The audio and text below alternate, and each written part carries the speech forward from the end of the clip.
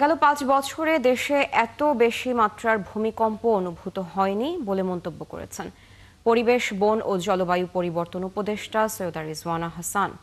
বারবার ভূমিকম্পকে দেশের জন্য সতর্ক বার্তা বলেও দাবি তার।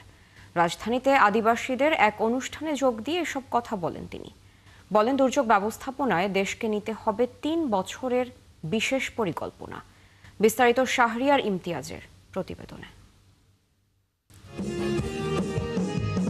রাজধানীর মিরপুরে বৌদ্ধ সংঘ কমপ্লেক্স প্রাঙ্গণে 2 দিনব্যাপী আদিবাসী খাদ্য ও শস্য মেলা উপলক্ষে এই অনুষ্ঠানের আয়োজন।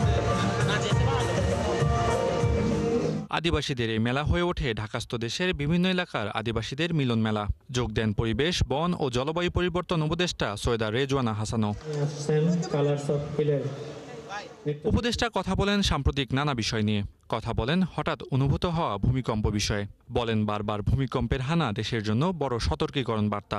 গত 5 বছরে যে কয়বার ভূমিকম্প হলো, এইরকম জোরে এত শক্তিশালীভাবে ভূমিকম্পটা আমরা এর আগে কখনো অনুভব করি নাই। এটা বারবার আমাদেরকে একটা সতর্ক বার্তা দেয়া হচ্ছে। এ সময়ে বড় ক্ষয়ক্ষতি এড়াতে দেশকে প্রযুক্তি নির্ভর হিসেবে গড়ে তোলারও তাগিদ দেন উপদেষ্টা। সবচেয়ে বেশি ঝুঁকিতে আছে ঢাকা এবং পুরনো ঢাকা। তার কারণ হচ্ছে এখানে অনেক বেশি বিল্ডিং। এই বিল্ডিংগুলোকে আমাদের যেটা বলে যে আবার এক ধরনের প্রযুক্তিগত সমাধানের দিকে নিতে বাধ্য করা। পুরনো বিল্ডিংগুলোকে মজবুত করার একটা প্রকৌশলগত সমাধান আছে, সেদিকে যাওয়া। আর জলাশয়ে হাত না দেওয়া, আর পাহাড়ে হাত না দেওয়া। এছাড়া দেশের ইটভাটা বন্ধে বিশেষ একটি গোষ্ঠী আইন মানছে না বলেও অভিযোগ করেন রিজওয়ানা হাসান।